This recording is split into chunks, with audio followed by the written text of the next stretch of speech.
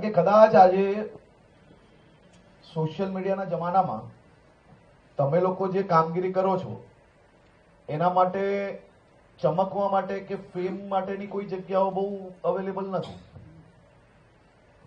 પરંતુ આપ સૌ લોકો જે કામ કરો છો એ મારા વડવાઓએ 2000 વર્ષ પહેલા, 1000 વર્ષ પહેલા, 500 વર્ષ પહેલા આજના યુગ માટે શું આપીને ગયેલા એ અમને સૌને જાણકારી આપવાનું કામ કરો છો. એટલે તમે ગુજરાતના 6.5 કરોડ લોકોમાં ગુજરાતની સાંસ્કૃતિક વિરાસતને જાળવી રાખવાનું જે કામ કરો છો એનાથી મોટું કામ કોઈ હોય નહીં.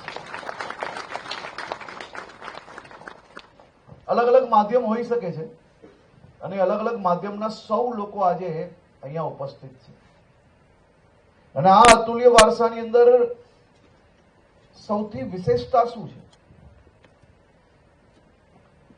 અહીંયા 84 વર્ષના કાકાએ પહેલો એવોર્ડ લીધો,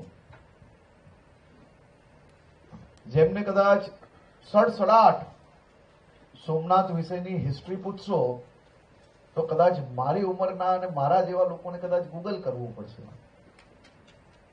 પરંતુ એ સડસડાટ બોલી શકે અને કેવા જમાનાથી એમને આ વારસાને જાળવી રાખવાનો પ્રયાસ કર્યો. જ્યારે ઇન્ટરનેટ બી નહોતું, ત્યારે જ્યારે એક માહિતી શોધવા માટે તમારે ખરેખર રાત દિવસ મહેનત કરવી પડે.